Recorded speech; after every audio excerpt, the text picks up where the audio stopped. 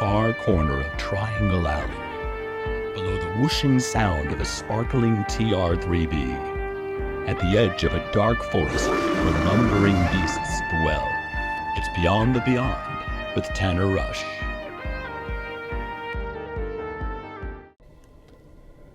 Beyond the Beyond, Werewolves in Cévennes, revisiting the Gévaudan panic.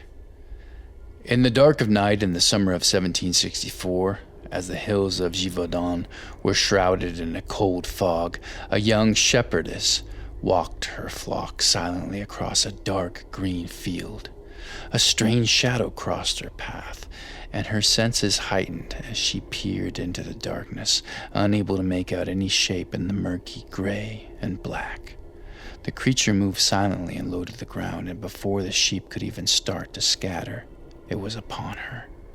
Over the next few months, more attacks occurred, the victims being mostly women and children. The victims were found with their throats and stomachs torn out, and though hunters tried to find the ravenous beast with multiple search parties, they were unable to locate it. Witnesses, those who lived to tell the tale, described it as wolf-like, with a long snout and razor-sharp teeth. Its body was long, with striped reddish-brown hair. By later that year, reports of the creature were circulating in various newspapers. King Louis dispatched hunters and troops, most notably an army captain named Jean-Baptiste Douaumont, who organized thousands more volunteers to find the beast. In 1765, the king's gun-bearer, Francois Antoine, killed a large wolf over 5 feet long and declared success, sending the body elsewhere. Attacks became less frequent, and man believed the beast to be dead. But the killings increased in 1767, leaving some to believe there was a second creature on the loose. On June 19, 1767, a local hunter and farmer named Jean Chastel, determined to kill what seemingly could not be killed, rode into the dark woods near Montmouchet. He carried a gun allegedly filled with silver bullets and stalked the creature patiently for a period of days.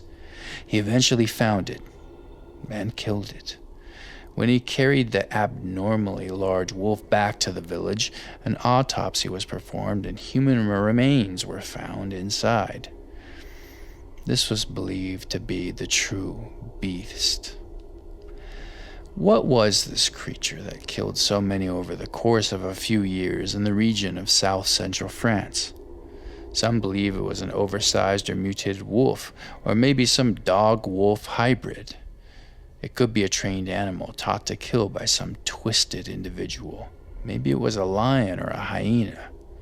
These are all good guesses. Or maybe a serial killer stalking the countryside and working alone or with accomplices was the real culprit. It could be that this was a case of mass hysteria. The first attacks could have been wolves or another predator, which are common in rural France. In a time steeped in superstition, many have come to believe the creature was no ordinary wolf, but something far more sinister with possible supernatural origins. The beast became a symbol of society's deep fears and overwhelming dread, transformed by media and myth to become a form of some type of mass psychosis. Have you had a sighting? Message at Beyond the Beyond 1 on Instagram.